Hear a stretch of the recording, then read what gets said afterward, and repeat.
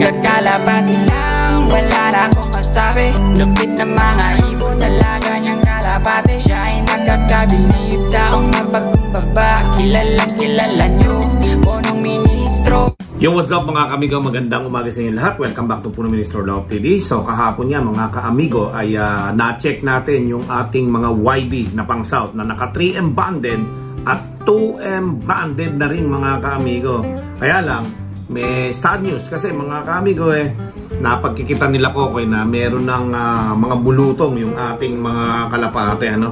So maliliit pa rin naman, hindi pa naman sobrang laki ng mga bulutong. Baka merong nakakaalam sa inyo mga kaamigo na gamot na pwedeng ihalo sa inumin nila para isahan na lang kaysa i-manual namin na bawat isa tsaka namin gagamutin. Mas maganda yung may gamot sana na ilalagay na lang sa inumin nila para lahat iinom, ano? So kung meron man, comment down below mga kaamigo para tayo makapaggamot ng mga kalapati natin dahil dumadami na po yung may bulutong dito sa mga kalapati natin, lalo na sa flyer ngayon. Nagkahawa-hawa na, syempre nakakahawak sila ng mga kalapate, tapos hindi sila maghuhugas, hindi sila mag-alcohol ng kamay, tapos ihahawak sa walang sakit, kaya nahahawa. Pati doon sa one eye cold, hahawakan nila yung one eye cold, tapos baka nakakalimutan nila na maghugas. Ayun, hawa-hawa mga kamigo. So konti na lang naman yung may one eye cold, isa o dalawa na lang na kalapate. Most of the time, ang matagal mawala rito, bulutong po ng kalapate mga kamigo. Tag-ulan na, pero tumitirada pa rin yung bulutong ng kalapate dito sa ating mga kalapate sa ating loob. So ngayon mga kamigo, dahil nga yung mga warrior natin o yung mga flyer natin ay lumilipad, gusto ko sanang hindi na sila paghiwa-hiwalayin kasi nga mga kamigo kahapon, pinagbukod-bukod ni Kokoy kahapon. So punong-puno naman sa mga double cage, may stress lang yung mga kalapate. Kaya sabi ko, pakawalan na lang namin at dito na lang lahat gamutin sa loob ng loob namin. Kasi kung ilalagay natin doon sa double cage, may stress ng mga kalapate doon, masikip, nag-aaway-aaway sila, di ba? Territorial lang mga kalapate. So yung pinakamatapang, yun naman bubuli lagi doon sa mga kalapating mahihina. So ngayon ang ginawa ko, isahang gamutan na lang dun sa taas mga kaamigo. Lahat sama-sama. Pati tuloy, si Burukoto ko, mapapakawalan ko na mga kaamigo. Dahil lahat naman meron na pala. Dahil si Burukoto mga kaamigo, palipas na yung kanyang bulutong sa paye. So pwede ko na siyang mapakawalan. So tara mga kaamigo, let's go! Okay, so bago tayo pumunta doon sa ating mga flyer, subukan muna nating i-check dito sa ating mga stock bird, no, mga kaamigo. Dahil baka dito nakapasok na rin yung mga bulutong.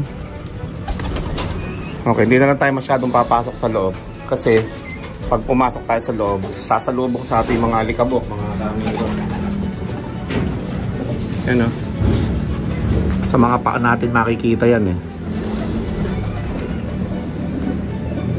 So buti na lang di pa nakakapasok dito. Wala akong nakikita. Ngayon yung ating indigo check.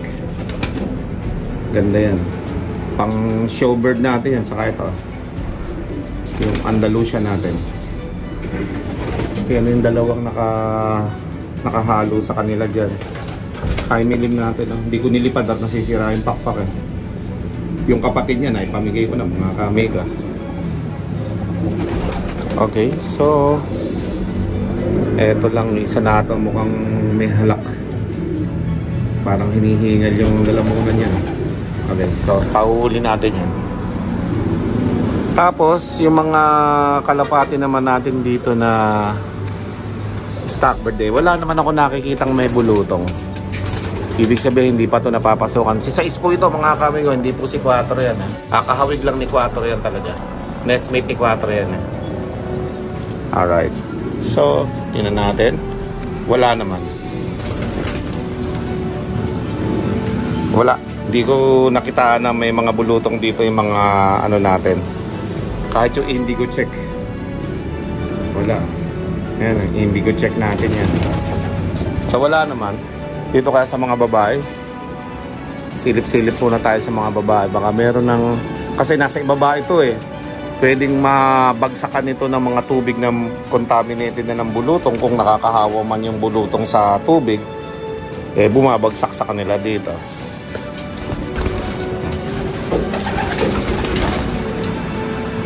Okay. So, wala naman.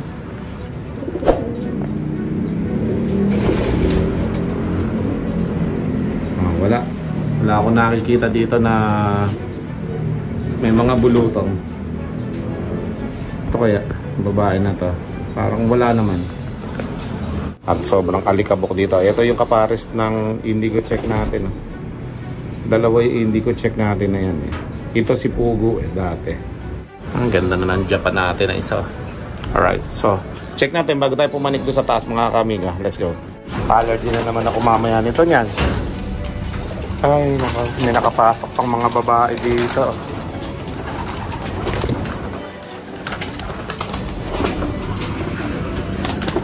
Yun. At baka magpaasawa bigla eh. Okay. Ito yung babae rin to eh. Saan ba yung ito yung lalaki. Ito yung babae. Pasok dito. So, balik. Check natin dito yung mga manok natin. By the way, yung manok nating dalawa, so wala pa namang possibility na mangingitlog pala yung babae. So mapula lang talaga yung kanyang palo. Yan o. At kasama nga nila dito yung mga kalapati natin na siyempre mga panlaban. So pwede pa natin dagdagan ito na ibang lalaki para lumuwag-luwag yung mga ano natin dito. Yung kulungan. Tambuhaya mga kamigo. After natin pumunta kay Buroko to, si Matambuhaya, ito, isa rin to sa mabait sa akin mga kamigo eh. Kaya lang hindi siya flyer eh. Anak ito ng ating Andalusian na kalapate. Yan o. Ang ganda niyan eh. Andalusian na white flight po yung tawag sa kanya eh. Yan o. Ganda ng mata niya mga kamigo. Kaliwang mata. Si Matambuhaya yung kaliwang mata. Yan o. Focus natin. Ano? Diba? Patayo yung itim. Si Matambuhaya yan. So namamari sa akin yan. Kita. Isa rin tumabait sa akin mga kamigo eh. Si Matambuhaya. Andalusian na white light. Kinis na makinis na eh. Nakapagpalit na ng balahibo eh.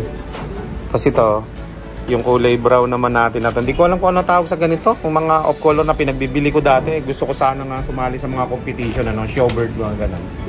Hindi ko na alam ang tawag sa mga ganyang kalapati. Opal ba tawag dyan mga kamigo? Ayan, tandaan ko yata. Parang opal nga yata. Ayan o. Yan, opal. So yan, hindi ko rin napadami yan nga. Kasi hindi na rin naman may sasalit ha.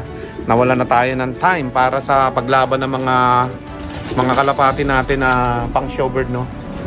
Okay? Sa genetics, yun, no? Dapat doon tayo lalaro, mga kamigo, eh. Sa genetics, eh. Kila Idol Jaime Lim din yan, eh. So, hindi tayo makasali pa sa mga ganon. Sa ngayon, pero meron tayo mga stock dito na medyo magagandang kalapati, mga kamigo, eh. Pagka dumating ang panahon na po, pwede na tayo makasali sa ganon. Saka tayo magbi-breed, no? At nang sa ganon, eh, makasali tayo. Isang Santa Cana ko. Yan, kapatid ni Quattro. Tapos yung velvet na yan. Yung flyer ko itong velvet na to eh. Ni stockbird ko lang dyan. Yan ah. Dami pa rin tayong mga kalapati dyan mga kamigo. Na stockbird natin na talagang yan eh. Pinaghandaan ko na talaga sila na talagang dyan lang sila mga kamigo para pagka nag-breed tayo, hugot lang tayo ng hugot, no? Okay? So ayan no, si Matambuhaya namamari sa akin, no? Ayan no. Ayaw ko. Yan o. So, nagpapahawak ko. Si Matambuhaya, nagpapahawak ko. Yun. Lipat ako ng 5 dito. Okay. So, yung 5 dito, pang karera. O 4 pala. Tapos yung 6, mga ano yun. Mga stockbird natin. Ewan ko lang to isa na to kung babae to eh. Ito isang to. Hindi ko malaman kung babae to na ilipat ko na to lalaki eh. Yan natin. Oops. Parang babae eh. Pero lalaki siya. Bata lang pala. Nabili ko pala to kay pare kong Boss P. Yan. So nagmamature na siya mga kamigo. Yan. Gagawin din natin breeder yan in the future mga kamigo. Kasi to, binigay din sa akin to ni pare kong Boss B. Si finisher ng Santa Ana yata ito. Na sinalin natin sa OLR. Yan. Binigay sa akin ni pare kong boss yan. Okay?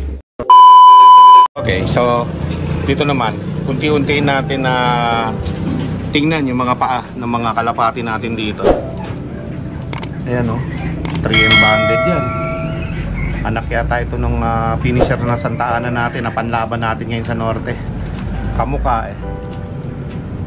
Tapos ayun, may isa pa doon. So okay naman yung mga paa. Pero siguro meron yan maliliit, nakita lang nila, pero hindi nga natin huhulihin na yan. Ayan o, sa may sing-sing sa ilalim. Okay, kailangan niya ma-direct na mahuli yan, tapos lalagyan. Papata kami, pamata kasi kami dito mga kamigo.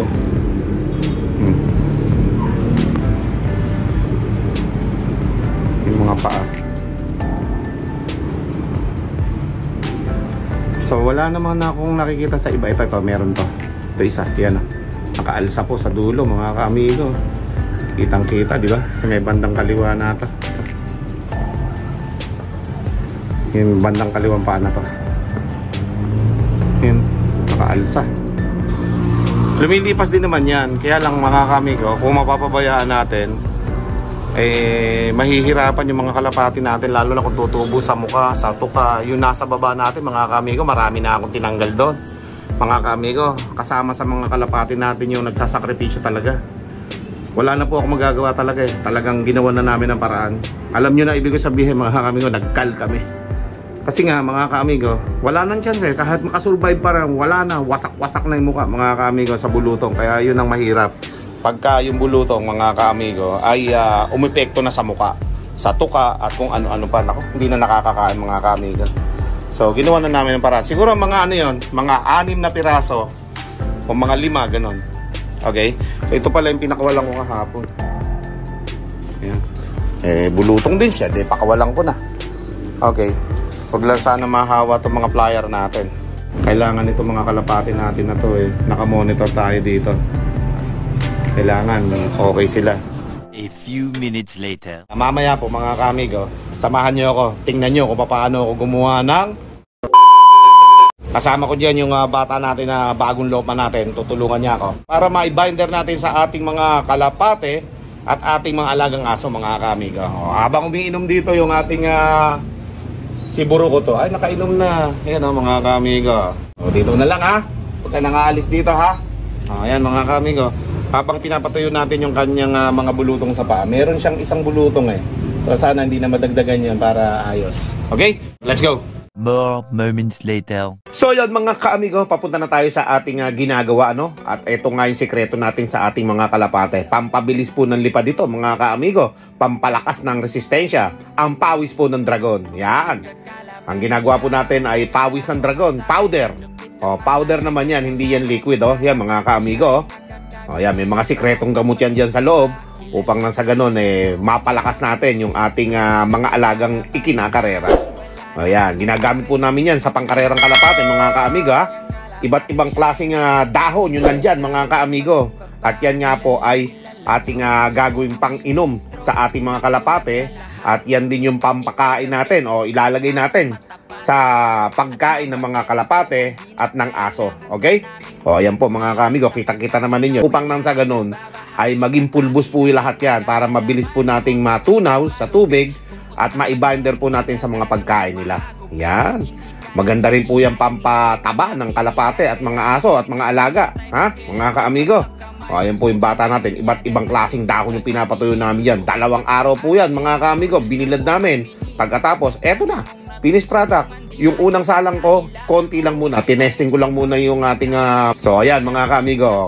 Tapos na yung isa nating salang Marami-rami po yan mga kaamigo. At tinriple namin yung dami ng inilagay naming mga dahon dyan mga kaamigo. Pampalakas sa ating mga kalapate. Yan yung sikreto namin mga kaamigo Iba't ibang klaseng dahon ng ating kalikasan yan. Nilagay namin dyan mga kaamigo. At yan nga yung tinatawag namin na ayan yung tinatawag namin na pawis ng dragon mga kaamigo. Pampalakas po yan mga kaamigo Oh, yan yung mga ginagawa natin dito na sikreto, pero ngayon hindi na sikreto at nakita na ninyo. Dinudurog na natin sa blender, oh, mga kaamigo, para maging powder siya. Pwede rin yun yung ilagay ito sa mga walang laman na capsule. May nabibili nun. Oh, yan. Ilagay nyo yun sa loob. Pwede nyo i-direct ipainom sa kalapate. Oh, yan. Oh. Pwede din yung ilagay sa tubig. Lulusawin ninyo. Maraming klaseng pagpapakain yan na pwede nyong gawin sa inyong mga alaga, no? Siyempre, mas sa priority natin dyan, yung mga alaga nating kalapate. Dahil naglalaban po tayo. Tingnan natin. Buksan natin. Okay? Oops! Dami, no? Mga kaamigo, umuusok-usok pa, oh. Mainit ang singaw, eh, oh. Mainit po, mga kaamigo. Kaya naman, ayun, oh, tumapo pa sa ibabaw, oh, sa sobrang lakas ng pressure sa loob. Yan, oh. Oh, madami-dami to, mga kaamigo. At yan ang gagamitin niya natin sa pang-araw-araw nating pagpapakain at pagpapainom sa ating mga kalapate, mga kaamigo. Yan, oh. Dami niyan, oh. Pagka yan natapos mamaya, mga kaamigo, makikita nyo kung gaano karami. Okay? Oh, yan, salang natin mamaya yung iba natin. Pero syempre, yung finished product natin, eto na po, mga kaamigo, ang dami, oh. Diba? 3 doble nung una nating nilagay.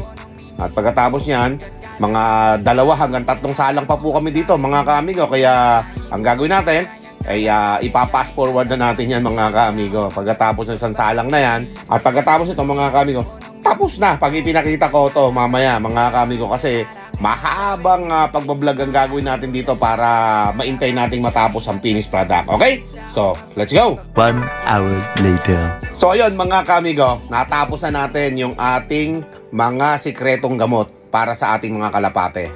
Okay? Green na green, mga kaamigo. Kitang-kita nyo naman, no? Yan ang pawis ng dragon, mga kaamigo, na pinagsama-samang mga dahon. Kaya green na green po yan, mga kaamigo. Kaya sa mga gustong malaman kung ano yung sikreto namin na yan, ay kailangan nyo lang po, mga kaamigo, na ilagay sa comment section nito kung gusto nyong malaman kung ano yung gamot na yan, kung anong mga klaseng dahon yan, mga kaamigo. Green na green, no? Ito yan naman. Okay? Galing yan sa kabundukan. At yan nga yung tinatawag namin na pawis ng dragon. So, inilagay natin lahat yan, mga kaamigo, para magpantay-pantay yung durog ng mga dahon. Kasi merong iba, hindi masyadong napulbos, mga kaamigo. Kaya naman, ibinalik natin dito lahat sa blender upang nang sa ganon, mga kaamigo, madurog ng todo-todo yung mga dahon. Ayan, oh, mga kaamigo. Okay? Ganyan lang po ang paggawa ng pawis ng dragon, mga kaamigo, na super green. Ayan, oh. Napakadami, higit 1 litro po yan, mga kaamigo, inadurog natin. Kaya naman, abangan nyo yung mga laban natin sa ating mga kalapate sa derby. Let's go! With punong ministro, Love TV.